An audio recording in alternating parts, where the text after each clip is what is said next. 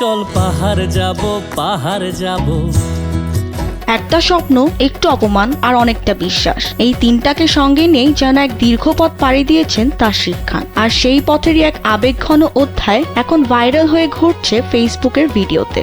ভিডিওটি দেখে অনেকেই থমকে গেছেন, কেউ আবেগে ভেসেছেন, আবার কেউ খুঁজে পেয়েছেন নিজের লড়াইয়ের সাহস। চোখ খুলে দেখলে এখানে মানুষজন জড়ো হয়ে গেছে। আপনাদের মতো এত মানুষ না, বাট এখানে অনেক মানুষ জড়ো হয়ে গেছে। ভিডিওটিতে দেখা যায় রবীন্দ্র সরোবরের মঞ্চে দাঁড়িয়ে তাশরিফ খান একদম ভিন্ন রকম এক মুহূর্ত তৈরি করেন। শুরুতেই তিনি বলেন আজ দর্শকদের মধ্যে একজনকে তিনি নিজের প্রিয় গিটারটি উপহার দিতে চান, তবে এর পেছনে আছে একটি গল্প, তার জীবনের আবেগঘন একটি স্মৃতি। আমি যেদিন এখানে প্রথম পারফর্ম করব, আমার বাজানো গিটারটা আমি একজনকে দিয়ে দিব।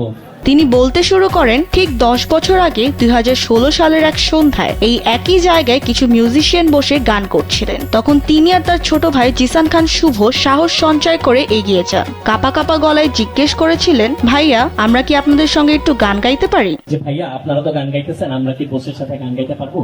ভাগ্যক্রমে অনুমতি মেলে। বড়দের দল একটু বিরতি নিতেই তারা সুযোগটা নেন। চোখ বন্ধ করে বুক ভরা সাহস নিয়ে গাইতে শুরু করেন, আমার কাছে তুমি মানে 7 রাজার ধন। চোখ খুলে দেখেন চারপাশে মানুষ জড়ো হয়ে গেছে, কিন্তু সেই মুহূর্তে আনন্দটা বেশিক্ষণ টেকেনি। হঠাৎ করে গিটারের তার ছিঁড়ে যায়। তারপর আরেকটা গিটার নেওয়ার জন্য পাশের দিকে হাত বাড়াতেই ঘটে অপ্রত্যাশিত ঘটনা। শুভ কান্না করে দিছিল সাইডে গিয়ে, যে পা দিয়ে মানা করার কি আছে, একটা গিটার তুললে কি হইতো।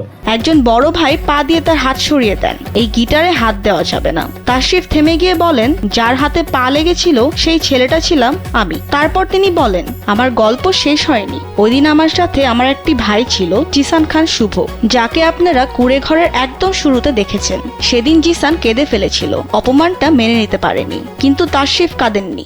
আমার বিশ্বাস ছিল আমি একদিন না একদিন এই স্টেজে এখানে পারফর্ম করব।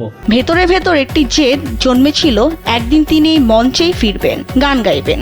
সেদিনই তিনি নিজেকে কথা দিয়েছিলেন, যেদিন এই মঞ্চে দাঁড়িয়ে পারফর্ম করবেন, নিজের প্রিয় গিটারটি একজনকে উপহার দিয়ে যাবেন। দর্শকদের ভিড় থেকে একজনকে বেছে নিয়ে তিনি নিজের সেই গিটারটি তুলে দেন। এই গিটার দিয়ে তিনি অসংখ্য গান বাজিয়েছেন, তার মিউজিক ভিডিওতেও যার উপস্থিতি আছে। শেষে তিনি শান্ত গলায় বলেন, 10 বছর আগে এই মঞ্চে অপমানিত হয়েও যদি আমি এখানে দাঁড়াতে পারি, তাহলে আপনিও পারবেন। আজকে আমি আপনাদের থেকে একজনকে গিটারটা দিয়ে দিতে চাই, আমি গিফট করতে চাই। বিনোদন ডেস্ক, কালবেলা।